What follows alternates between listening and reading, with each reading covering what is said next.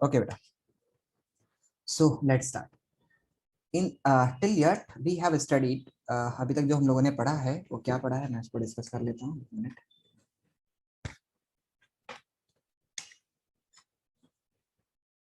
Writing pad, here my writing pad. No no no please.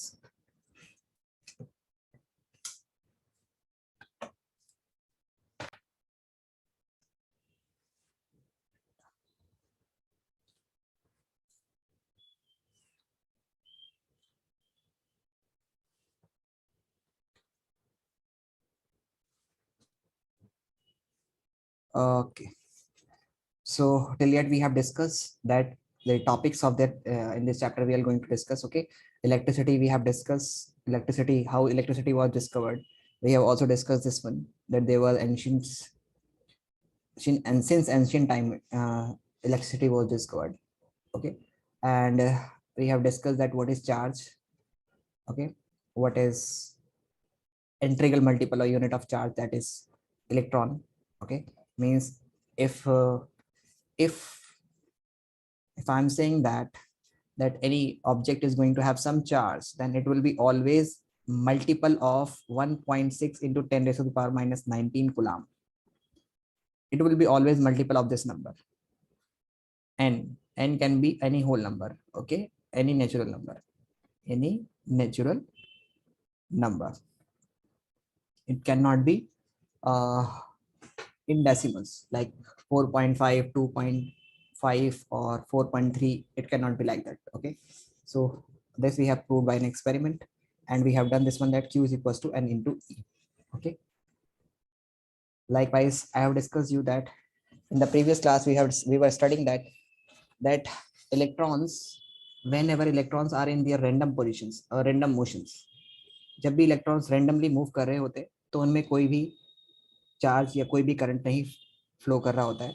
क्यों? क्योंकि वो एक दूसरे का इफेक्ट को यानी कंडीशंस को कैंसिल आउट कर रहे होते हैं। If this charge is moving up, then there will be another charge और another electron that will be coming down. So यहाँ पर इसका और इसका इफेक्ट कैंसिल हो जाएगा। And in the similar way, if this effect and this effect will be cancelled out, this effect and this effect will be cancelled out. So when electrons are moving in a random, they are in their random positions, okay, random motion, then they are not moving in a particular directions actually. So हम लोग बोलेंगे कि उनका effect cancel out हो जाता है। लेकिन जब आप उस पर एक पोटेंशियल डिफरेंस अप्लाई करते हैं, पोटेंशियल डिफरेंस मैं बोल सकता हूँ एक सिंपल सा रूल है, जैसे पाइप के अंदर आपको पानी को नीचे फ्लो कराना है तो आप उसका एक एंड हायर पोटेंशियल पर रख देंगे और दूसरा एंड लोअर पोटेंशियल पर, यानी एक एंड हायर पोजीशन पर या हाइट पर और एक एंड लोअर हाइट पर रख देंगे तो उसमें पानी फ्लो होना शुरू हो जाएगा। इन द सिमिलर वे इलेक्ट्रॉन्स में भी इलेक्ट्रॉन्स को एक पर्टिकुलर डायरेक्शन में मूव कराने के लिए आपको उसका एक एंड हायर पोटेंशियल पर और दूसरा एंड लोअर पोटेंशियल पर रखना होता है। लेकिन इलेक्ट्रॉन्स और करंट की डायरेक्शन दोनों अपोजिट होती है। तो हम बोलेंगे कि अगर इलेक्ट्रॉन फ्लो करते हैं नेगेटिव से पॉजिटिव टर्मिनल, तो करंट फ्लो करता है पॉजिटिव से नेगेटिव टर्मिनल्स। ओके ओके, समझ आया? यहाँ तक हम लोग इसको डिस्कस कर चुके थे और इसको हम लोग और अच्छे से डिस्कस भी करेंगे अभी। ठीक है, we have discuss this one. So ये मैंने वही आपको बताया था कि if there are the two, this is the simple we have discuss कि यहाँ पर हमारे पास एक एंड है जहां पर अगर हमने उसका एक एंड हायर पोटेंशियल पर रखा तो उसमें पानी फ्लो होना शुरू हो जाता है या कोई भी चीज फ्लो होनी शुरू हो जाएगी। इसी तरह से वायर के अंदर भी हम लोग कुछ ऐसा ही करते हैं। समझ आया? पहले और बैटरी से मैंने आपको एक्सप्लेन किया था, ये मैं रिवीजन दे रहा हूँ पिछले वाली क्लास का, कि बैटरी एक वो डिवाइस होती है जो वायर में जो इलेक्ट्रॉन्स अपनी रैंडम पोजीशन में होते हैं। जैसे रैंडम पोजीशन मतलब if they are doing some random motion कर रहे हैं तो they will start doing a particular, अब ये अपने एक पर्टिकुलर डायरेक्शन में मूव करना शुरू कर देंगे। And this is done by the potential difference. Potential difference ये कराता है जो बैटरी प्रोवाइड करती है, यानी कि वायर का एक एंड हायर टर्मिनल पर, क्योंकि ग्रेविटी का इफेक्ट तो होता नहीं है कि आप वायर का एक एंड ऊपर ऐसे रखेंगे और दूसरा एंड नीचे की तरफ रखेंगे तो it will start the electron start moving from higher to lower end, ऐसे नहीं मूव करेंगे। क्यों नहीं करेंगे? क्योंकि सिंपल सी बात है, इसलिए नहीं करेंगे क्योंकि जो इलेक्ट्रॉन्स होते हैं उन पर ग्रेविटी का कोई इफेक्ट नहीं होता है। उसमें सिंपल सी एक सिंपल फोर्स लगती है जिसमें इलेक्ट्रॉन्स जो होते हैं वो पॉजिटिव चार्ज की तरफ अट्रैक्ट करते हैं। तो हम लोग अगर उसका एक एंड हायर पोटेंशियल पर कर दें और दूसरा एंड लोअर पोटेंशियल पर कर दें, then it will be moving like that. Okay, फिर मैंने आपको कंडीशंस बताई थी कि क्या क्या कंडीशंस जरूरी है किसी भी इलेक्ट्रॉन को फ्लो कराने के लिए। सबसे पहले तो हमारे पास फ्री इलेक्ट्रॉन्स होने चाहिए कंडक्टर के अंदर। ऐसा नहीं कि हमने ऐसा कंडक्टर लिया जिसमें फ्री इलेक्ट्रॉन्स है नहीं। अगर फ्री इलेक्ट्रॉन्स ही नहीं होंगे तो फिर करंट ही फ्लो नहीं करेगा, क्योंकि करंट को फ्लो कराने के लिए हम लोग को उसका एक एंड पॉजिटिव टर्मिनल और दूसरा एंड नेगेटिव टर्मिनल पर रखना पड़ता है। तो दूसरा एंड नेगेटिव टर्मिनल पर अगर हम रखेंगे और एक एंड पॉजिटिव टर्मिनल पर रखेंगे तो इलेक्ट्रॉन्स उसमें फ्लो होने शुरू हो जाते हैं। Electron start moving in a particular direction. लेकिन इलेक्ट्रॉन्स होने जरूरी है, फ्री इलेक्ट्रॉन्स का होना जरूरी है। अगर हमने ऐसा इलेक्ट्रॉन रखा या ऐसा कंडक्टर लिया जिसमें फ्री इलेक्ट्रॉन्स ही नहीं है, तो फिर आप सपोज कीजिए मैंने वायर की जगह पर मैंने वुड का वायर ले लिया, मेटल की वायर की जगह पर if I have taken the wood wire, then there will be no current flowing through it because the electrons are not free.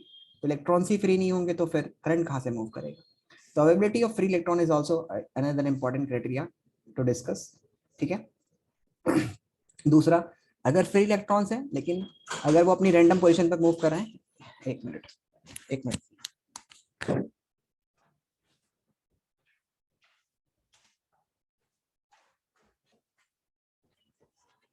Okay.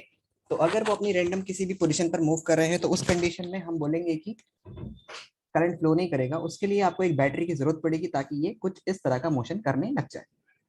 तो दो चीजों का बहुत ज्यादा इंपॉर्टेंट है, कंडक्टर के अंदर फ्री इलेक्ट्रॉन का होना और दूसरा पोटेंशियल डिफरेंस का प्रोवाइड कराना। अगर पोटेंशियल डिफरेंस नहीं होगा तो ये नहीं मूव करेंगे। समझ आया?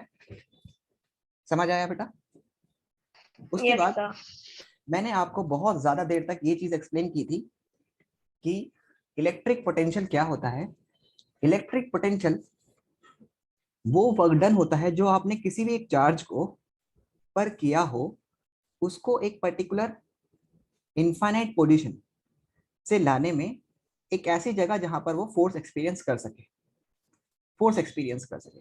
यानी कि जैसे आपके पास एक पॉजिटिवली चार्ज, यहाँ पर we have a positively charge Q, उसका कोई ना कोई इलेक्ट्रिक फील्ड होगा और इस इलेक्ट्रिक फील्ड के बाहर इस चार्ज का कोई फील्ड नहीं आए तो ये यहाँ पर कोई भी चार्ज अगर आप मूव कराओगे तो वो उस पर कोई वर्कडन नहीं कंसिडर किया जाएगा। क्यों नहीं किया जाएगा? क्योंकि जब भी हम लोग कोई काम करते हैं वो हमेशा एक अपोजिंग फोर्स के खिलाफ करते हैं। If there is some opposing force then the work is need to be done. और अगर फोर्स ही नहीं है तो फिर no work is set to be done. तो अगर मैंने कोई एक चार्ज, इनफाइनाइट पोजीशन वो जगह है जहां पर उस चार्ज पर किसी दूसरे चार्ज की फोर्स नहीं लग रही है। तो सपोज करो कि यहाँ पर कोई क्यू टेस्ट चार्ज है, इस चार्ज को मैं यहाँ तक लेके आया तो इस पर कोई वर्कडन नहीं होगा। क्यों नहीं होगा? क्योंकि यहाँ पर इस पर कोई फोर्स नहीं लग रही है, अपोजिंग फोर्स।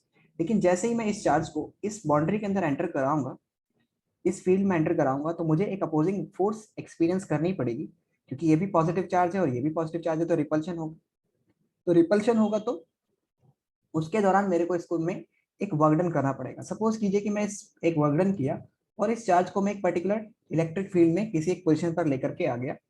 मैंने जितना भी वो वर्कडन किया वो उस पॉइंट का इलेक्ट्रिक पोटेंशियल कंसिडर किया जाएगा। ये बिल्कुल इसी तरह है जैसे आपने सपोज कीजिए कि एक एक बिल्डिंग है, आप नीचे से एक स्टोन एम मास का स्टोन लेके आए और आपने इसको एच हाइट पर पहुंचा दिया किसी तरह यहाँ पर। तो आपने इसमें जो वर्क डन किया M G H, that work done is the potential of this stone. वो वर्क डन इस स्टोन का पोटेंशियल कंसीडर कर लिया जाएगा। अगर आपने फिर फर्दर इसको और ऊपर पहुंचाया यहाँ से, तो फिर इस पॉइंट का पोटेंशियल जो होगा वो M G H to consider कर लेते हैं हम लोग। ठीक है, एम जी एच टू। तो इस पॉइंट में का पोटेंशियल जो होगा वो ये कंसिडर किया जाएगा। डिफरेंस क्या होगा? डिफरेंस आपने यहां से यहां तक जाने में जितना वर्क डन किया होगा वो क्या होगा? ये potential minus this potential. So simple सी बात है कि आप जब भी कोई काम करते हैं, जो भी आप काम करते हैं वो काम आपका ट्रांसफर हो जाता है, स्टोर्ड हो जाता है। सपोज कीजिए आपने एक स्प्रिंग है, इस स्प्रिंग में आपने इसको कंप्रेस किया और कंप्रेस करने के बाद ये स्प्रिंग, सपोज कीजिए ये कुछ स्प्रिंग ऐसा हो गया, ये आपने स्प्रिंग कंप्रेस करके आपने ऐसा कर दिया। सो अभी ये वापस एक फोर्स लगा रहा है जिसके पास रिस्टोरिंग फोर्स है, आप उससे कोई भी काम करवा सकते हैं। तो वो इस स्टोर जो आपने इसको दबाने में यानी कंप्रेस करने में जो आपने फोर्स लगाई वो इसके अंदर रिस्टोरिंग फोर्स के फॉर्म में जमा है, आप उससे वापस से कोई काम करवा सकते हैं। तो सिमिलरली अगर आप टेस्ट चार्ज को किसी एक इनफाइनाइट जगह से लेकर के किसी एक पोजीशन पर लेके आते हैं इलेक्ट्रिक फील्ड में, तो उस पर जो आप वर्क डन करते हैं उसको हम लोग इलेक्ट्रिक पोटेंशियल कहते हैं। तो इलेक्ट्रिक पोटेंशियल क्या है, इसकी सिंपल से डेफिनेशन यही है, the amount of work done in moving a unit positive charge, एक यूनिट पॉजिटिव चार्ज जिसको हम लोग टेस्ट चार्ज भी बोलते हैं, यूनिट मतलब एक coulomb charge, from infinity, infinity मतलब ऐसी जगह जहां पर उस पर कोई फोर्स नहीं लग रही है, टू अ पॉइंट, एक ऐसी जगह इन एन इलेक्ट्रिक फील्ड, किसी इलेक्ट्रिक फील्ड में कोई भी जगह जहां भी इलेक्ट्रिक फील्ड एक्सपीरियंस कर रहा हो, विदाउट एस्केलेटिंग, बिना उसको एस्केलरेट किए। समझ आया? समझ आया? Yes sir. अब सपोज कीजिए कि एक पॉइंट पर आप एक बार वर्क डन आपने किया, तो यहाँ पर सपोज कीजिए आपने 30 जूल वर्क डन किया, यहाँ पर आपने एक गुलाम को चार्ज को लाने के लिए सपोज कीजिए आपने यहाँ पर लाने में आपने 20 जूल वर्क डन किया। ओके, ये बी पोजीशन है। अब आपको कोई एक चार्ज को बी से ए में लेके जाना है, तो आप कितना वर्क डन करेंगे? 50। That will B 10 joule only, because 20 तो पहले से है ना इस पॉइंट की पोजीशन। सो 20 से अगर आप 30 पर जाना है तो आपको कितना वर्क डन और करना पड़ेगा? 10 जूल। 10 जूल, तो 10 joule is the potential difference between A and B. तो अगर आप कोई चार्ज को बी पोजीशन से ए पोजीशन पर लेके जाएं, ठीक है, या वन पॉइंट से दूसरे पॉइंट पर लेके जाएं, तो उसमें जो वर्क डन करना पड़ता है जो पहले से इलेक्ट्रिक फील्ड में है, उसी को हम लोग क्या बोलते हैं? पोटेंशियल डिफरेंस बोलते हैं। तो पोटेंशियल डिफरेंस की डेफिनेशन क्या होगी? It is the amount of work done, यानी वो वर्क डन करना है आपको in moving a unit positive charge, किसी एक पॉजिटिव चार्ज को मूव कराना है आपको from point A to point B. अभी यहाँ पे इन्फिनिटी का वर्ड यूज नहीं किया गया। It is amount of work done in moving up from point A to point B, और दोनों पॉइंट इलेक्ट्रिक फील्ड में है, in the with in the electric field, यानी इलेक्ट्रिक फील्ड में। ओके, विदाउट एस्केलेटिंग, उसको हम लोग क्या बोलेंगे? पोटेंशियल डिफरेंस बोलेंगे। समझ आया? समझ आया बेटा? कि अगर आपको सपोज कीजिए 20 जूल से 30 जूल लाना है, तो इस ए और बी पॉइंट का जो पोटेंशियल है, वो ए पॉइंट का potential is 20 and B point का पोटेंशियल इज 30। सो आपको बी से सॉरी ए से बी पर अगर आपको लेके जाना है from point A to point B, तो आपको जो काम करना होगा वो सिर्फ इन दोनों पोटेंशियल के बीच में जो डिफरेंस है, वो आपको उतना ही काम करना होगा। समझ आया? समझ आया? Yes sir. ऐसा unit of electric potential is electric potential हो चाहे इलेक्ट्रिक पोटेंशियल डिफरेंस हो, दोनों का यूनिट वोल्ट ही होता है। क्यों होता है? वो सिंपल सी बात है भाई। अगर आप सपोज कीजिए 5 kg है, तो 5 kg में से अगर आप 2 kg माइनस करेंगे तो आंसर 3 kg आएगा। तो अगर हम लोग वोल्ट में से वोल्ट को माइनस करेंगे तो आंसर तो वोल्ट में ही आएगा ना। So that's why electric potential and electric potential difference are going to have the same SI unit, and that is volt. So electric potential is defined as work done divided by charge, and that is W by Q. Okay, समझ आया? And it is denoted by 1 volt या 1 joules per coulomb. Got it? Yes sir. Got it beta? Okay. Yes, sir. So calculate the work done. अब ये question है हमारे पास। चलो पहले हम लोग आगे पढ़ते हैं और फिर हम लोग क्वेश्चन पे भी आएंगे।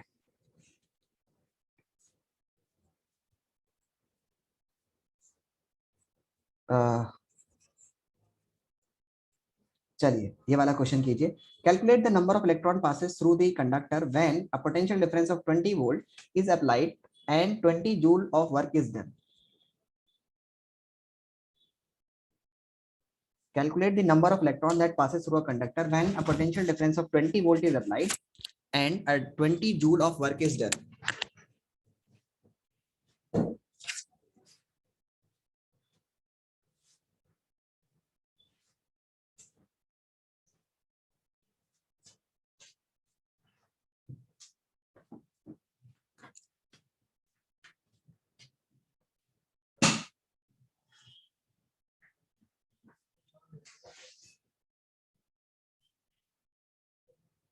तो कैसे करेंगे बेटा इसको हम लोग? देखो ध्यान समझना।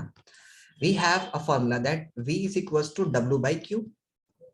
Okay, and you have studied that Q is equals to N into E. So you can write here V is equals to W work done, and Q in place of Q you can write here N into E. And since you have to calculate the number of electrons, so you can write it like this way. Potential difference is being given to you, so you can write the value that calculate the number of electrons that passes through a conductor when when a difference of 20 volt, when a difference of 20 volt, so 20 volt you have to write here, and work done is 20 joule, it is being given to you, and n is the number of electron, and it is 1.6 into 10 raised to the power minus 19 coulomb. The charge of an electron is, the value of E is 1.6 into 10 raised to the power minus 19. Okay, now this 20 and 20 will get cancelled out. So here you will find that n is equals to 1 upon 1.6 into 10 raised to the power minus 19, and the value of this is actually 6.25 into 10 raised to the power minus, 10 raised to the power 6.25 into 10 raised to the power positive 18 electrons. Got it? समझ आया बेटा? Got it, sir. Everyone? Yes, sir. Is there anyone who did not understand beta? Kevin and anyone? Sir Asila? सुनिए, फिर से बोल सकते हो? Yes, why not? देखो V की वैल्यू आपको गिवन है कि V is equals to W by Q. Okay, it is being given to you that V is equals to W by Q. Okay, so if it is being given to you that ये आपको given है, तो Q की value आपको पता है Q is equals to N into E होता है, और V की वैल्यू आपने यहाँ पे पुट की, it is being given to you 20 volt, तो V रखा, W joules, that is 20 joule work is done, that is being given to you. Okay, and in place of this, this is given to you that N is equals to 1.6 into 10 to the power minus 19, and 1 will get cancelled out.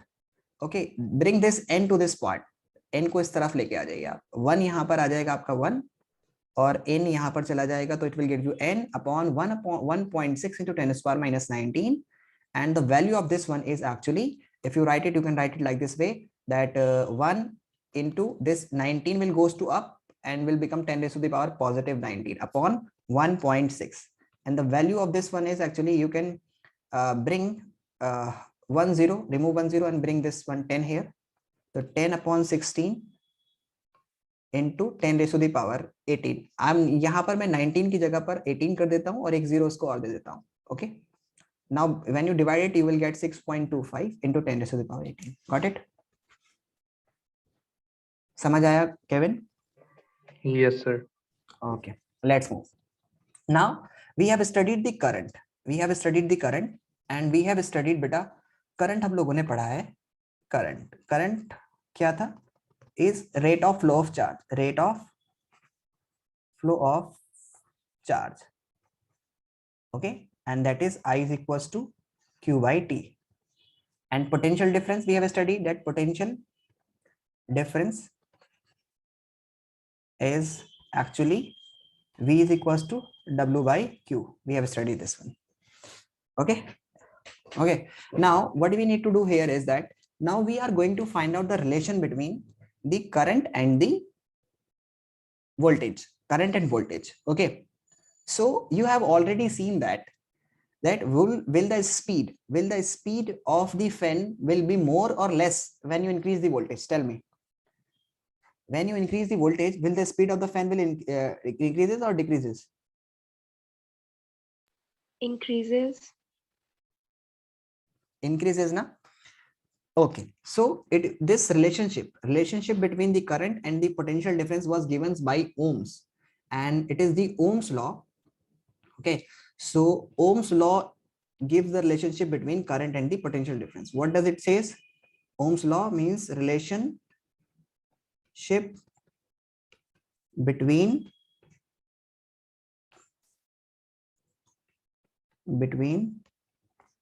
I and V. Okay अब बेटा बहुत ही ध्यान से समझना. Okay, what does this says? ये क्या कहता है?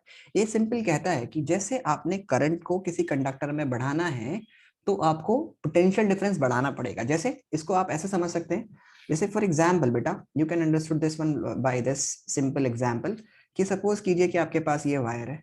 ओके, ये वायर है, अभी इसमें इलेक्ट्रॉन्स फ्लो कर रहे हैं, electrons are moving in this direction. Okay, और सपोज कीजिए कि वाटर के पार्टिकल्स है, दे आर मूविंग, और अगर मैं इसको ऐसे कर दूं, तो the rate of flow of जो पानी के पार्टिकल्स थे वो तेज स्पीड से मूव करेंगे अब इस दफा, है ना. इस कंडीशन में अगर मैं इसको फर्स्ट कंडीशन कंसीडर कर लेता हूं, and if I am considering this as a second condition, then you will find that कि इसमें पानी का फ्लो ज्यादा इलेक्ट्रॉन, अगर ये this cross are indicating the water particles, then the flow of water particle will be more in this one as comparison to this one. बोलिए हाँ कि नहीं, होगा कि नहीं होगा? Yes. होगा ना? Yes, sir. तो यही ओम्स लॉ कहता है, ओम्स लॉ कहता है कि आपको यही कंडीशन, यानी कि आपने क्या किया पहले उसमें, अभी इसमें आपने इसका एक एंड हायर पोटेंशियल पर क्रिएट किया as comparison to this one, और इसमें ज्यादा डिफरेंस नहीं है, इधर आपको ज्यादा डिफरेंस देखने को नहीं मिल रहा है, ठीक है? तो you are not finding a much difference, ज्यादा डिफरेंस नहीं है पोटेंशियल में, यहाँ पर बहुत ज्यादा डिफरेंस है, यहाँ पर इसका बहुत ज्यादा। तो यहाँ पर हम बोलेंगे कि इसमें एक एंड बहुत ज्यादा हायर पोटेंशियल पर है, दूसरा एंड बहुत लोअर पोटेंशियल पर है, तो we have created a great potential difference between its end, so more water will flow. In the similar way if we have used a higher voltage battery, या हमने कोई एक ऐसी बैटरी यूज की जिसमें ज्यादा पोटेंशियल डिफरेंस हो, so that will start producing more current, मतलब प्रोड्यूसिंग तो नहीं बोलेंगे, वो उसमें इलेक्ट्रॉन ज्यादा तेज स्पीड से मूव करेंगे। तो यही बात ओम्स लॉ कहता है। ओम्स लॉ कहता है कि at constant physical condition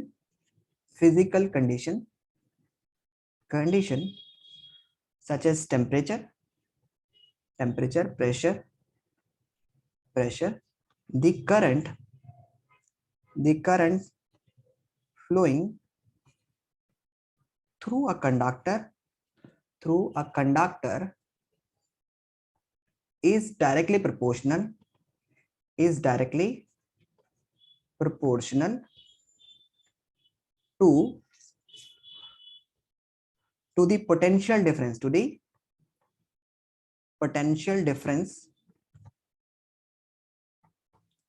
across its end.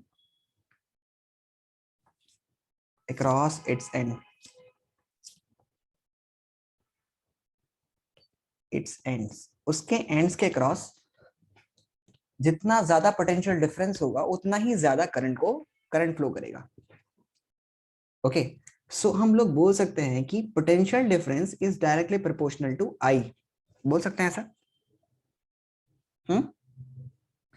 यही तो मतलब बोल रहा है ना, एट कांस्टेंट टेम्परेचर जितना ज्यादा पोटेंशियल डिफरेंस होगा उतना ही ज्यादा करंट फ्लो करेगा, इसका मतलब ये होता है। Okay, we can write it like this way. Okay, अब आपको पता है कि बेटा क्या मैं इसको ऐसे लिख सकता हूँ, V is equal to I, लिख सकता हूँ मैं? क्या kg can be equated with litre? क्या मीटर कैन बी मीटर जो लेंथ है, क्या आप उसको kg से इक्वेट कर सकते हैं? No, two different physical quantities can not be equated, आप उनको इक्वेट नहीं कर सकते। वोल्टेज की यूनिट अगर हम लोग कैलकुलेट करते हैं, that is joules per coulomb, work done upon Q, that is joules per coulomb, और करंट होता है हमारे पास charge upon time, that is coulombs per second, that is I। तो क्या कूलम्स पर सेकेंड को हम लोग जूल्स पर कूलम से इक्वेट कर सकते हैं? नहीं, बिल्कुल नहीं कर सकते। तो there must be a constant, यहाँ पर कोई ना कोई कांस्टेंट आएगा। ओके, तो कांस्टेंट आता है तो उसको हम लोग नाम रखते हैं R, ठीक है? तो we are writing here R, where R is the constant. Okay, तो हम लोगों ने यहाँ पर R को एक कांस्टेंट बना लिया, तो हम लोग यहाँ पर लिख सकते हैं V upon I is equals to R is equals to constant. समझ आया बेटा? Yes, sir. Can you repeat again? Yes, why not बेटा, why not? V is equals to, हम लोग यहाँ पर बोल सकते हैं ओम्स लॉ के अकॉर्डिंग कि at constant physical condition like temperature, pressure, हम लोग एज्यूम कर रहे हैं टेम्परेचर प्रेशर चेंज नहीं हो रहा है, तो जो करंट फ्लो करेगा किसी भी कंडक्टर में, यानी कि जो इलेक्ट्रॉन्स का फ्लो होगा किसी भी कंडक्टर में, वो डायरेक्टली प्रोपोर्शनल होगा टू द पोटेंशियल डिफरेंस। जितना ज्यादा पोटेंशियल डिफरेंस होगा उतनी ही तेज स्पीड से इलेक्ट्रॉन्स में फ्लो करेंगे। Got it? यहाँ पर ज्यादा तेज करेंगे, यहाँ पर पोटेंशियल डिफरेंस ज्यादा है, तो V is directly proportional to I, तो V इज इक्वल्स टू, अब यहाँ पर हम लोग इक्वल नहीं लगा सकते क्योंकि दो डिफरेंट फिजिकल क्वांटिटीज को हम जिनकी यूनिट अलग होती है उनको हम साथ में इक्वेट नहीं कर सकते, तो we can not write V is equals to I। और मोर ओवर सपोज कीजिए हमने 220 वोल्ट अप्लाई किया और उसमें 5 एम्पीयर करंट फ्लो हुआ, तो हम लोग ऐसे भी नहीं इक्वेट कर सकते, 220 can not be equated with 5, there must be some multiple, कुछ ना कुछ ऐसा नंबर होगा जिससे हम लोग मल्टीप्लाई करेंगे, दैट वुड बी 44। ओके, तो यहाँ पर कोई ना कोई एक नंबर चाहिए जो बराबर कर सके दोनों वैल्यू को। तो यहाँ पर हम लोग बोलेंगे कि जब हम लोग ये प्रोपोर्शनलिटी साइन को कांस्टेंट में कन्वर्ट करेंगे, then we have to write some constant and here R is the constant and R को हम लोग बोलते हैं resistance of the conductor. So here R is the resistance of the conductor. Here R is the resistance of the conductor. समझ आया? Yes, sir. Got it? अब अगर हम लोग इसको समझते हैं अच्छे से, तो यहाँ पर where R is the resistance of the conductor, R को हम लोग क्या बोलते हैं? रेजिस्टेंस ऑफ द कंडक्टर बोलते हैं. अब पहले तो हम लोग समझते हैं कि रेजिस्टेंस होता क्या है और क्या इसकी वैल्यू है. ओके, क्या रेजिस्टेंस क्या होता है, चलो पहले समझने की कोशिश करते हैं. ओके, सो हम बोलेंगे रेजिस्टेंस. जी मुझे बोलिए. वो लिखना है, वो लिख सकता हूँ. ओके, लिखो हाँ बस. फटाफट से. उससे पहले का भी लिखना है बेटा, यहाँ से ऊपर का तो नहीं लिखना. नहीं ऐसे. Okay,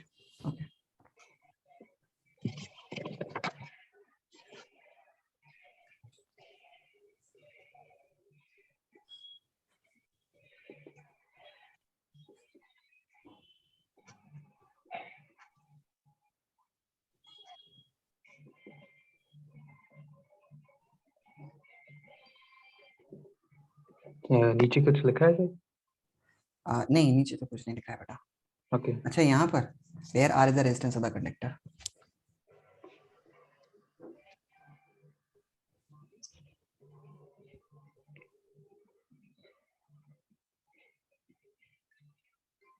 okay sir.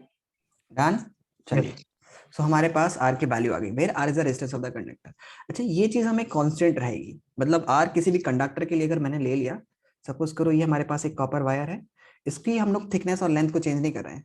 ठीक है, फिजिकल कंडीशन आपको कांस्टेंट, लेंथ, प्रेशर आपको एकदम कांस्टेंट रखना है. सो इसी कंडक्टर के साथ अगर मैं वोल्टेज को बढ़ाता हूं, ठीक है, सपोज कीजिए कि मेरे पास पहले वोल्टेज 220 वोल्ट था, ठीक है, और तो मुझे 5 एम्पियर करंट मिल रहा था. अब अगर मैं उसको if I have done this one to 110 volt, then this will automatically change to 2.5 volt, 2.5 ampere. So in that case we will say that these are automatically get cancelled in order to keep the R as constant, because this value R V by I is constant. So if I change any one of the value, the automatically the other value will be adjusted according to that. Got it? So यहाँ पर मैं एक point लिखना चाहूंगा कि क्योंकि ये constant है हमारे पास, तो हम लोग बोल सकते हैं कि किसी भी for a particular conductor, for a particular conductor V1 upon I1 is equals to V2 upon I2. समझ आया? Yes sir. ओके, सो पहले हम लोग रेजिस्टेंस की डेफिनेशन लिखते हैं, then we shall be going to proceed the. चलिए, रेजिस्टेंस क्या होता है? It is the property of the conductor by the virtue of which it opposes the flow of charge मतलब current across it. मतलब एक ऐसा कंडक्टर की property होती है जिसकी वजह से वो मना करता है. जैसे आपने सुना होगा कि जो फ्रिक्शनल फोर्स होती है वो अपोज करती है मोशन को, इसी तरह से कंडक्टर के अंदर भी एक ऐसी प्रॉपर्टी होती है. हर एक चीज यूनिवर्स में चाहती है कि वो एक सिस्टमेटिक ऑर्डर में ना रहे. वो चाहती है कि अपने आप किसी एक ऐसे मोशन में हो जाए जिसमें वो अनडिस्टर्ब रहे. वो नहीं चाहती कि मैं किसी एक पर्टिकुलर पैटर्न में रहूं. जैसे फॉर एग्जांपल अगर टीचर जैसे चले जाएंगे तो फिर क्या होगा? टीचर जैसे चले जाएंगे तो क्लास में क्या होते हैं, बच्चे अपने आप इधर से उधर घूमने लग जाते हैं. They start moving in some other, अपनी एकदम मतलब अपनी पोजीशन को चेंज कर देंगे. उनको मौका मिले फौरन से वो चाहते हैं कि हम लोग एक डिसिप्लिन चीज से हट करके एकदम रैंडम पोजीशन पर आ जाए. तो जब आप इलेक्ट्रिक पोटेंशियल डिफरेंस को अप्लाई करते हैं तो current electrons are moving in a particular direction, they are moving in a particular direction. ये ऐसे एक डिसिप्लिन ऑर्डर में चल रहा है. They are moving in a discipline order. तो ये नहीं चाहते कि हम लोग एक डिसिप्लिन ऑर्डर में रहें. अपने आप चीजें जो है वो अनरैंडम हो जाती हैं, अपने आप हट जाती हैं चीजें, ठीक है। वो नहीं चाहते कि हम लोग एक पर्टिकुलर मैनर में या डिसिप्लिन में रहें, चीजें अपने आप अनडिस्टर्ब होती है, ठीक है। इसी को हम लोग आगे पढ़ेंगे केमिस्ट्री में, एंट्रोपी की रैंडमनेस जो होती है अपने आप चेंजेस होती है, मतलब अपने आप चीजें चाहती है कि वो रैंडमनेस अपनी मतलब इंक्रीज करे, वो नहीं चाहती कि डिसिप्लिन में रहे। तो इसी तरह से यहाँ पर इलेक्ट्रॉन जो मूव कर रहे हैं एक पर्टिकुलर डायरेक्शन में, because of the potential difference, they don't like to move in that direction, they want their random position, अपनी रैंडम पोजीशन में मूव करना चाहते हैं, जो भी उनका दिल चाह रहा है। तो इसी को इस प्रॉपर्टी को जो इसको अपोज करती है कि रैंडम में ना रहें, एक अपनी अपनी मर्जी में रहें, जितना भी इनका था मतलब जैसे भी मूव कर रहे थे तो उसमें रहें, उसी को हम लोग रेजिस्टेंस बोलते हैं। जितना ज्यादा ये चीज होगी रेजिस्टेंस, उतना ही ज्यादा करंट कम फ्लो करेगा, क्योंकि करंट कब फ्लो करता है, जब they are moving in a particular direction. So resistance क्या है? It is an property of a conductor by the virtue of which it opposes the flow of charge और current across it. Okay, more the resistance, more the resistance,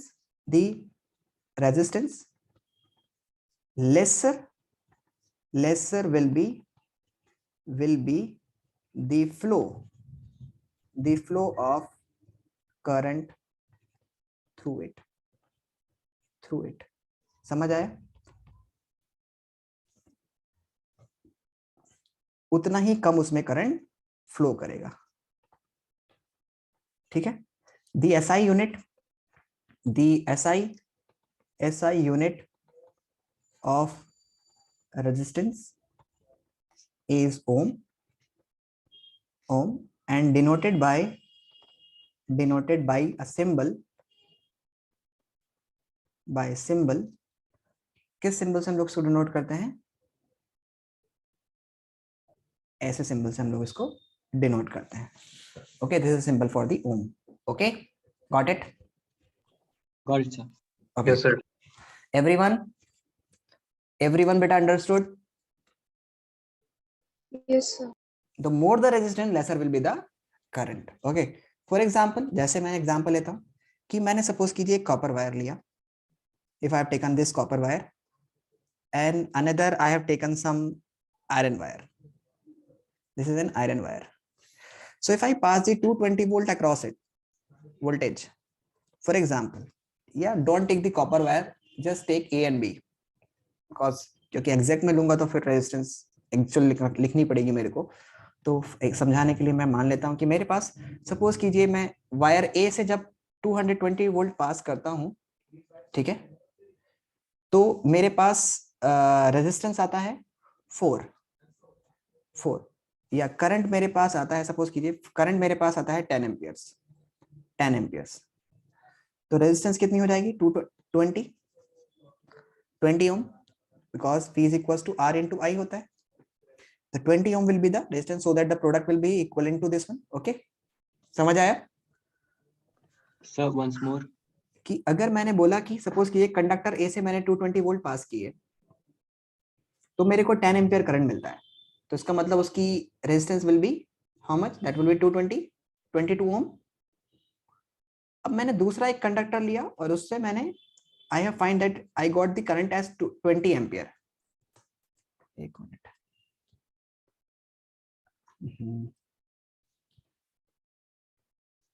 I pass the same potential difference and I got the current of 20 ampere and here. So how much resistance will be there? Tell me. By what number should I multiply this so that it become 222? इससे किसकी multiply करें जो ये 220 आ जाए? By what number should 20 be multiplied in order to get 220? 11? Yes, sir. 11 ampere हमारी इसकी resistance हो जाएगी, बी की रेजिस्टेंस विल बी द 11। सो इसका मतलब ज्यादा करंट अगर मिल रहा है तो रेजिस्टेंस अपने आप कम हो गई, अगर कम करंट मिल रहा है तो रेजिस्टेंस ज्यादा हो गई। तो हम बोलेंगे सिंपल सी बात, more the resistance laser will be the current in the circuit. Okay, got it? समझ आया बेटा? Yes, sir. Sir, can you repeat once more? बेटा मैं बोल रहा हूँ कि मैंने सपोज कीजिए दोनों कंडक्टर से 220 वोल्ट पास किए, तो एक में मेरे को मिलता है 10 एम्पियर करंट और दूसरे कंडक्टर में मेरे को मिलता है 20 एम्पियर करंट। तो बताइए रेजिस्टेंस कितनी होगी? कंडक्टर ए की रेजिस्टेंस कितनी होगी? तो दैट वुड बी 10 एम्पियर मेरे को मिल रहा है, तो 220 होगी, तभी तो प्रोडक्ट कितना होगा, 220 होगा ना, Yes, that will B sir. 22 here, होगा कि नहीं होगा बताइए। और Yes. अगर कंडक्टर बी में मेरे को 20 एम्पियर करंट मिलता है तो इसकी रेजिस्टेंस कितनी होगी, 11। Yes. समझ आया? Yes, तो sir. यहाँ पर हम बोलेंगे कि रेजिस्टेंस जितनी ज्यादा होती है उतना ही करंट कम होता है। देखो 22 हो गया तो यहाँ पर 10 हो गया, यहाँ पर 20 एम्पियर करंट मिल रहा है यानी ज्यादा करंट मिल रहा है, तो रेजिस्टेंस अपने आप कम हो गई। ओके, समझ आया? Yes, sir. ओके, अब हम लोग एक क्वेश्चन करते हैं और फिर हम लोग ग्राफ को देखेंगे। ओके, एक क्वेश्चन करते हैं। when 220 volt is applied to a conductor, इसको मान लेते हैं हम लोग, चलो आयरन मान लेते हैं, it drawn या it draw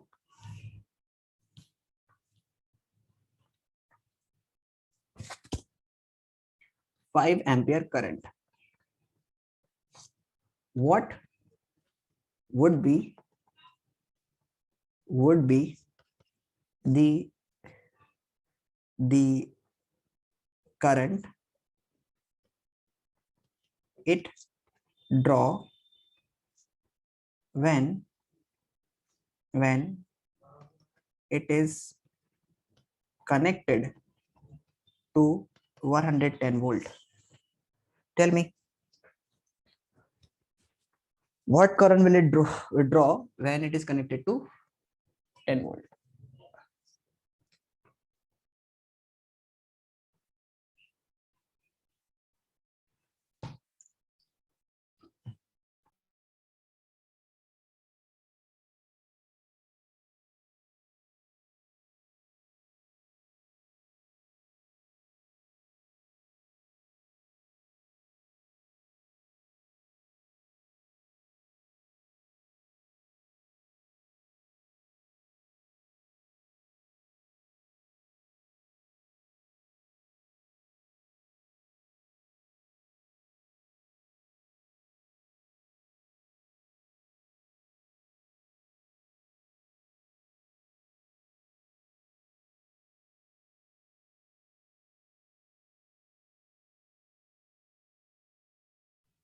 Tell me beta.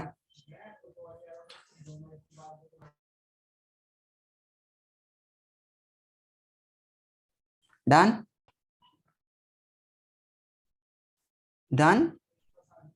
So you have to do simple beta. We have given you the formula that for a conductor, अगर कंडक्टर हमारा सेम है, आयरन प्रेस हम लोग बात कर रहे हैं, ठीक है, तो अगर कंडक्टर सेम है, कंडक्टर चेंज नहीं हो रहा है, तो सिंपल सा फॉर्मूला लगाइए, V1 upon I1 is equals to V2 upon I2. Calculate the value.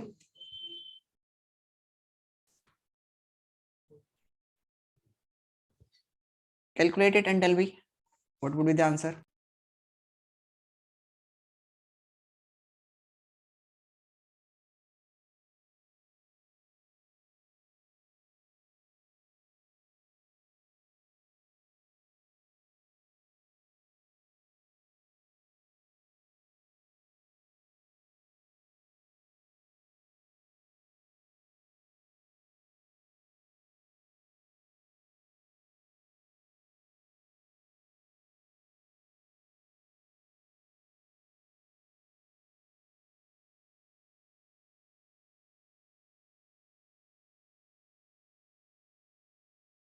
Why are you taking so much time? That is simple भाई. 220 V1 है तो उसमें कितना करंट है, 5 is equals to 110, then I2 you have to calculate. Cut it. Okay, when you cut it, how much you will get? You will get 44. Okay, then I2 is equals to 110 divided by 44. Cut it by 11. You will get 10 upon 4. Then you can cut it further. You will get 2.5 ampere. Simple. Got it? Everyone understood? Yes, sir, I got 2.5. Now moving to the next part. To the graph section and that is very important बेटा, बहुत ध्यान से समझना है सभी को, एकदम बहुत ध्यान से समझना. Okay, you have to consider this one is very thoroughly. Okay, everyone have to understood. So अभी हम लोग बात करते हैं VI ग्राफ में, यानी कि यहां समझिएगा, यहां पर हमारे पास एक ग्राफ है and that is the VI graph. VI graph. Okay, तो इन VI graph actually you know that here we can write here V is equals to I into R. I into R. और आपको पता है mathematics में y is equals to mx plus c एक equation होती है. अगर कोई भी mx मतलब y is equals to mx plus c, ये एक स्ट्रेट लाइन की इक्वेशन होती है. मतलब अगर कोई भी इक्वेशन इस तरह से फिट हो जाती है, इस तरह से फिट कर ले, तो हम लोग उसका ग्राफ अगर बनाएंगे तो वो स्ट्रेट लाइन ग्राफ होगा. It will B a straight line graph. कोई रॉकेट साइंस नहीं है इसमें, बिल्कुल सिंपल है. अगर हम लोग इस इक्वेशन को कंपेयर करें, y is equals to mx plus c, r को मैं इस तरफ कर देता हूं ताकि आपको ज्यादा आसानी से आ जाए, r i कर देते हैं. ठीक है, what is i, what is y क्या है यहाँ पर, y is the y axis. यानी अगर आप यहाँ पर जो भी होगा उसको y एक्सिस पे कर दे, तो अगर मैं कंपेयर करता हूं कि y की जगह पर मैंने y एक्सिस पर मैंने v को रख दिया है और x की जगह पर मैंने i को रख दिया, यानी x एक्सिस के अलोंग मैंने i को, करंट को रख दिया है, और ये इक्वेशन बिल्कुल सेटिस्फाई करती है इस इक्वेशन से, यानी बिल्कुल मैच कर रही है. यहाँ पर c की वैल्यू एकदम 0 है, तो c की वैल्यू 0 का मतलब होता है कि ये ग्राफ ओरिजिन से स्टार्ट होगा. मतलब it will be going to start from the origin, it will not be going to start like this way. यहां से स्टार्ट नहीं हो सकता, because it is going to have, अगर यहां से स्टार्ट होता तो it is going to have some value of c. लेकिन अगर इसमें c की वैल्यू 0 है, इट इज 0, इसका मतलब होता है कि ये ओरिजिन से स्टार्ट होगा. ओके, x मतलब मैं फिर से बताता हूं, x का मतलब है कि आपने x एक्सिस पर जो भी चीज होगी वो आपने यहां पर लिख दिया है i. y का मतलब है कि y से हम लोग यहां पर हमारे पास v आ रहा है, इसका मतलब v आपने रख दिया है. तो फिर इसका जो ग्राफ होगा, यानी आप इसको ग्राफ को बनाते हैं, तो इस लाइन का जो स्लोप होगा बेटा, slope of this line will give you the resistance. क्योंकि m जो होता है उसको हम लोग स्लोप बोलते हैं, m जो होता है उसको हम लोग स्लोप बोलते हैं, और स्लोप की जगह पर, यानी m की जगह पर यहां पर क्या वैल्यू आ रही है, r.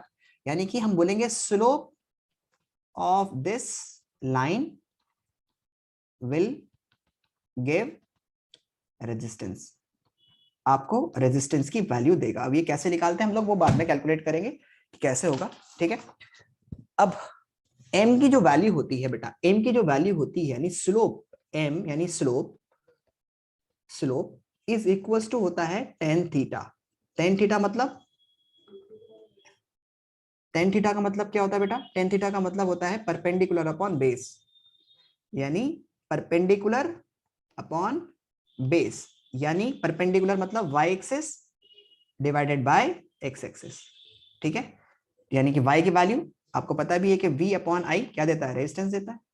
सो ये वैल्यू आपको रेजिस्टेंस देगा, इसमें रेजिस्टेंस आपको मिलेगी. अभी समझ में आएगा, बिल्कुल अच्छे समझ में आएगा, परेशान मत होइएगा. पहली बात तो स्लोप समझते हैं. स्लोप आपको पता भी होगा कि स्लोप जो होता है, स्लोप हम लोग कहते हैं ना कि जैसे ये एक लाइन है भाई, यहाँ पर तो गाड़ी बहुत अच्छे से स्लोपी एरिया है, एकदम स्लोप है, यहाँ पे एकदम स्लाइड कर जाएगी नीचे की तरफ. अगर मैं बोलूँ इसको मैं और थोड़ा कर दूं, बोलोगे बहुत ज्यादा स्लोप है भाई, मैं नहीं चढ़ पाऊंगा, बहुत ज्यादा स्लोपी, ऐसे बोलते हैं ना. तो स्लोपी मतलब जितना ज्यादा ये लाइन y एक्सिस से, सॉरी x एक्सिस से जितना ज्यादा एंगल बनाएगी, मतलब उतना ज्यादा स्लोप. ठीक है, अब थीटा मैंने यहां पर बोला है, थीटा क्या है, what is theta? Theta is the angle between the x axis and the line. x axis से और लाइन के बीच में जो एंगल होगा उसको हम लोग थीटा बोलेंगे. This is theta. ठीक है, तो more the value of theta, more will be the slope and more will be the resistance. ध्यान समझना. सपोज कीजिए कि मैंने यहां पर एक VI ग्राफ बनाया है और यहां पर मैं एक V लिखता हूं, एक I लिखता हूं, और यहां पर मैंने सपोज कीजिए एक कंडक्टर की मैंने रेजिस्टेंस को मेजर किया, तो यहां पर मेरे पास R1 वैल्यू आई. दूसरे कंडक्टर की वैल्यू को मैंने मेजर किया तो मेरे पास R2 वैल्यू आई, और ये ग्राफ बना. और तीसरे कंडक्टर की मैंने रेजिस्टेंस को मेजर किया तो मेरे पास R3 ये वैल्यू, और इस तरह से ग्राफ मेरे को बने। तो अब मैं बोलता हूं आपसे कि बताइए इसमें डिक्रीजिंग ऑर्डर में बताइए कि सबसे ज्यादा रेजिस्टेंस किसकी है, उसके बाद कम, एंड देन उससे कम। सो आप बोलेंगे कि सर ने बताया था हम लोग को कि स्लोप जितना ज्यादा होता है VI ग्राफ में उतना ही ज्यादा रेजिस्टेंस होगा। और स्लोप ऑफ द लाइन किस पर डिपेंड करता है, tan theta, because slope of line is equal to tan theta. क्यों क्यों बेटा, क्योंकि tan थीटा की वैल्यू जो होती है, जितना ज्यादा थीटा होता है, tan थीटा में जितना ज्यादा थीटा होता है उतनी ही ज्यादा वैल्यू होती है। बिकॉज tan थीटा की वैल्यू स्टार्ट होती है, tan थीटा की यानी थीटा अगर 0 होता है, tan थीटा की वैल्यू 0 कब होती है, tan 0 पर, तो और 90 पर इनफाइनाइट होती है। यानी कि जितना ज्यादा आप थीटा की वैल्यू बढ़ाएंगे उतनी ही overall slope of the line की वैल्यू आएगी। कहने का मतलब क्या हुआ, tan थीटा की जो वैल्यू होती है वो लाई करती है 0 टू इनफाइनाइट। तो जितना ज्यादा tan की वैल्यू होगी उतना ही ज्यादा, यानी जितना ज्यादा थीटा होगा उतना ही, यहां पर मैंने थीटा 1 ले लिया, यहां पर थीटा 2 ले लिया, और यहां पर थीटा 3 ले लिया। तो जितना ज्यादा थीटा होगा उतना ही ज्यादा tan की वैल्यू होगी, और जितना ज्यादा tan की वैल्यू होगी उतना ही ज्यादा रेजिस्टेंस होगी। समझ आया? फिर से एक बार मैं बोल रहा हूं कि हमारे पास ये इक्वेशन होती है V is equal to RI, और इसको मैं एक जर्नल इक्वेशन जो स्ट्रेट लाइन इक्वेशन होती है Y is equal to mx plus c, इससे मैं इसको कंपेयर करता हूं। तो अगर मैं y एक्सिस पर v को लिख देता हूं, y एक्सिस, और x एक्सिस पर मैं i को लिख देता हूं, तो m की जगह पर मेरे पास r आ जाएगा। m क्या होता है, स्लोप ऑफ द लाइन को रिप्रेजेंट करता है। स्लोप कुछ नहीं है, slope is equal to tan theta. tan theta की वैल्यू आपको पता भी है, आपने पढ़ा भी है, that is perpendicular upon base. ये आपको जो स्लोप होगा वो क्या देगा, m की जगह पर जो भी होगा वो, m की जगह पर यहां पर क्या है, r है। तो इस ग्राफ में, VI ग्राफ में, slope of the line will gives you resistance, क्योंकि आपने y एक्सिस पर v बनाया है, x एक्सिस पर i बनाया है, तो m की जगह पर आपका r आ जाएगा, m की जगह पर आपका r आ जाएगा। तो m क्या है, स्लोप है, तो स्लोप की जगह पर क्या है, r, यानी slope of this line will gives you the resistance, आपको रेजिस्टेंस देगा। अब जितना ज्यादा लाइंस होगा, जितना ज्यादा एंगल होगा, क्योंकि स्लोप कौन देता है, tan थीटा देता है, और tan थीटा में थीटा की जो वैल्यू होती है जितनी ज्यादा होगी उतना ही tan की वैल्यू ज्यादा होती है, क्योंकि tan की वैल्यू 0 से स्टार्ट होती है और मैक्सिमम इनफाइनाइट तक जाती है। तो जितना ज्यादा थीटा जाएगा उतना ही ज्यादा tan की वैल्यू जाएगी, उतना ही ज्यादा tan की वैल्यू जाएगी। तो हम बोलेंगे कि 90 तक यानी ये वैल्यू बढ़ रही है, तो यहाँ पर है हमारे पास थीटा 1, तो R1, थीटा कम है तो मतलब tan की वैल्यू कम है, tan की वैल्यू कम है तो मतलब रेजिस्टेंस कम है। तो हम लोग यहां पर बोल सकते हैं कि R3 is greater than R2 is greater than R1। समझ आया? सर ये वाला फिर से बोल सकते हो? मैं ये बोल रहा हूं कि जितना ज्यादा थीटा होगा, more the value of theta, more will be the resistance. In VI graph में, in VI graph slope of line gives resistance देता है, यानी कि जितना ज्यादा थीटा की वैल्यू होगी उतना ही ज्यादा रेजिस्टेंस होगा। more the value of theta from theta कहां से मेजर करना है, I से, फ्रॉम I, यानी I जहां पर आपका लाई कर रहा है वहां से मेजर करना है। More will be the resistance, समझ आया? Yes sir. कई बार एग्जामिनेशन में क्या होता है, याद रखिएगा एक बार बेटा, कई बार आपको एग्जामिनेशन में इंस्टेड ऑफ VI की ग्राफ की जगह पर आपको IV ग्राफ गिवन होगा। तो जल्दी नहीं करनी है, इसमें कंफ्यूज नहीं करना है एकदम। फिर आपको ऐसे गिवन होगा, पूछेगा बताइए कि इसमें किसकी रेजिस्टेंस ज्यादा है। R1 आपको गिवन होगा, R2 गिवन होगा, R3 इस तरह से गिवन होगा। तो हमेशा थीटा को जो मेजर करना है, क्योंकि आपने V is equal to I into R होता है, या V is equal to R into I होता है। अब V को आपने Y एक्सिस पर ड्रॉ करना है, तो यहां पर समझ लीजिए कि ये Y एक्सिस है अब आपका, ठीक है। और आई को आपको एम एक्स होता है, एम एक्स यानी कि आई को आपको एक्स एक्सिस, तो अब इसको एक्स एक्सिस कंसिडर कर लीजिए। तो स्लोप ऑफ द लाइन जो होगा एम, वो थीटा देगा, और एक्स एक्सिस से हम लोग थीटा को मेजर करते हैं हमेशा। तो जिसमें हमेशा आपको थीटा को आई से मेजर करना है, ना कि बी से। जैसे पहले आपने मेजर किया था, तो यहां से मेजर करना शुरू किया था, फिर ये मेजर किया, फिर ये मेजर किया, यहां से नहीं मेजर किया। तो always you have to measure it from I. तो मोर द एंगल, तो इस कंडीशन में हम लोग बोलेंगे ये वाला थीटा सबसे ज्यादा है, तो यू विल से दैट कि theta, you can right here that R3 is greater than R2 is greater than R1। समझ आया? समझ आया बेटा? Yes, sir. Sir. Everyone understood? Yes, sir. Okay. So let's move to the next part of this topic, and let's discuss the important question from this chapter. Okay, wait a minute. So can you show the previous slide? Why not?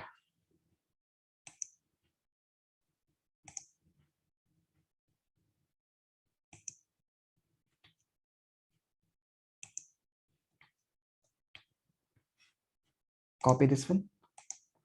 Let's practice some important numerical from this chapter, from this portion. Okay.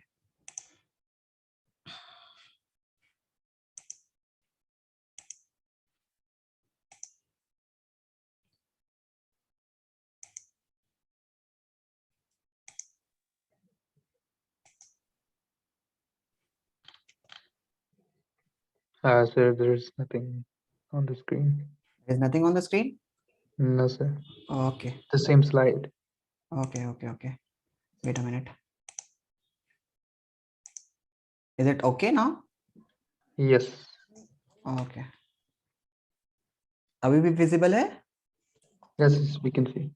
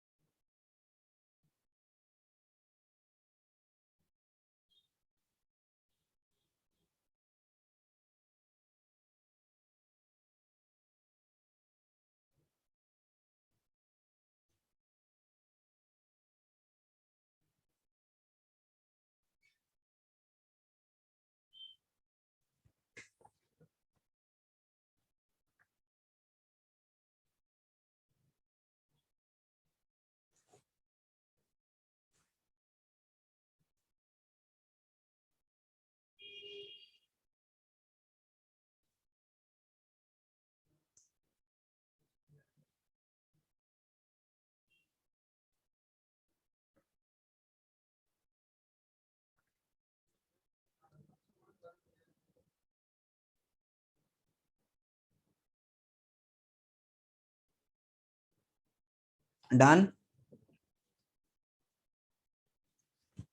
Done. 1 second, sir.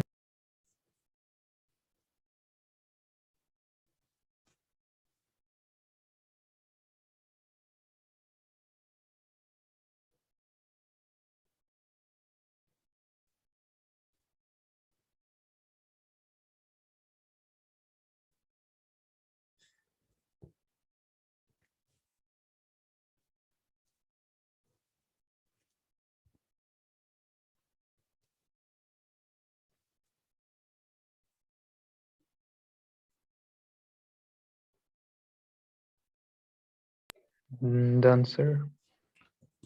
Okay. Tanishka and everyone done? Yes, sir. Okay. Please note this. If it is VI graph, then you have to measure it theta from here. Okay. Please note it down. Do not make the mistake.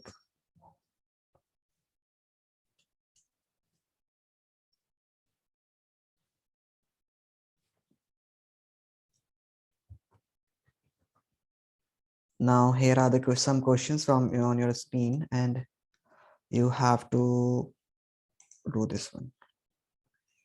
Okay, here are some questions.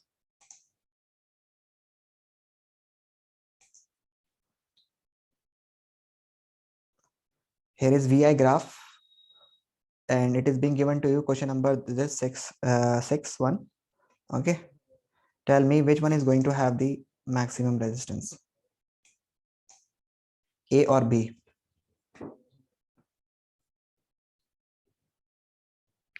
Which one has minimum resistance? Which of two has minimum resistance, A or B? In question number 6, this one. This is IV graph. Tell me, this is a simple question that we have done, Abhi. So this is बोलिए. VI, right, sir? B. Yes, No, it is V. This is IV graph. IV. This is IV. The question is VI. Question में VI है नहीं, VI graph में वो अलग बात है, वहां पर गिवन है, लेकिन आपको यहाँ पर IV ग्राफ गिवन है तो आपको उसके हिसाब से करना है. Okay.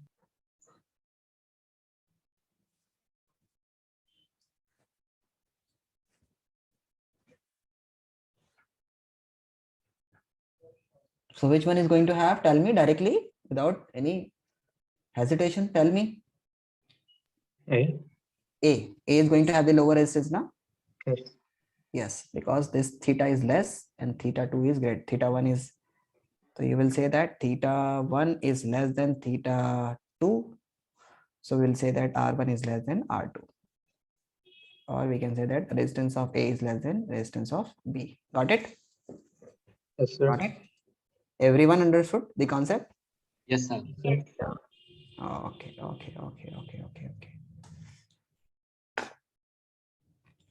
Okay.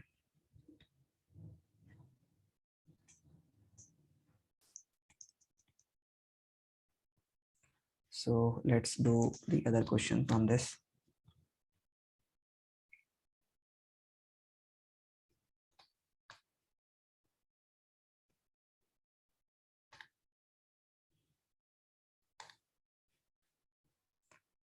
अभी हम लोग यहाँ तक पहुंच चुके हैं.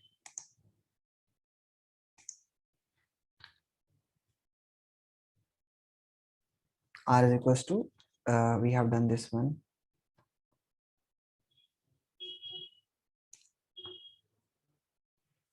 So बाकी अभी हम लोग को स्ट्रेच वाले क्वेश्चंस को करना है. So if I ask the question in the question number 2 from this portion, a charge of 2 coulombs moves between the two plates, maintain a potential difference of 2 volt. What is the energy acquired by the charge? Energy acquired by the charge.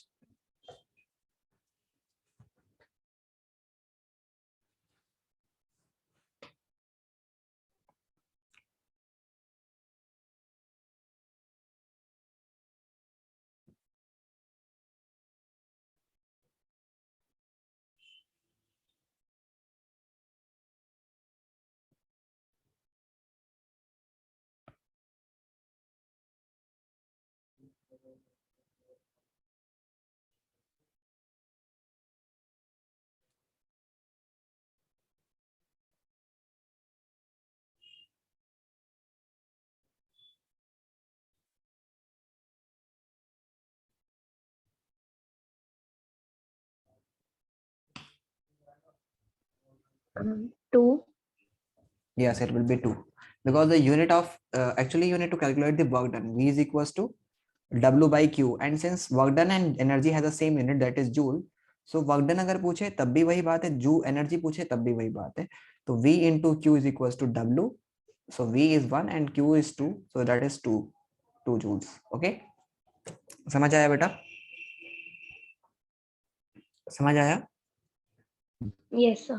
Everyone Yes, sir. understood? Yes. Okay.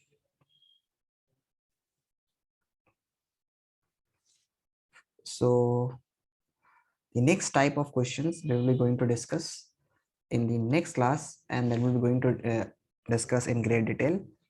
Okay. So अगर मैं यहाँ पे बोल रहा हूँ कि एक electric iron है, क्लास क्वेश्चन कर लेते हैं. एक इलेक्ट्रिक आयरन है, ठीक है. अब अगर मैं उससे कैलकुलेट कराता हूँ कि बताइए हीट कितना कैलकुलेट करेगी 30 सेकेंड में. तो एनर्जी यानी हीट मतलब एनर्जी, ठीक है. So you know that P power is equals to होता है वर्क डन अपॉन टाइम, ठीक है, वर्क डन अपॉन टाइम. और आपने आपने वर्क डन का जो यूनिट पढ़ा है, यानी वर्क डन आपको निकालना है, तो you can write it power into time is equals to work done. Okay, अब वर्क डन जो होता है एक्चुअली पावर जो होता है that is also equals to v into I, और you can write it v is equals to, चलिए इसको हम लोग अगली क्लास में ही डिस्कस करेंगे. ओके, सो तभी हम लोग इसको पढ़ेंगे और अच्छे से समझेंगे. ओके, सो आज के लिए हम लोग इतना ही रखते हैं, और फिर अगली क्लास में हम लोग इसको अच्छे से डिस्कस करेंगे. डू नॉट मिस इन इस क्लास. विल होप कि आपको समझ में आया होगा, जितना आया उसको प्रैक्टिस कीजिएगा एक बार, और फिर हम लोग आगे पढ़ेंगे. Okay Okay, sir. ओके बेटा, everyone. Thank you. Thank you. Okay.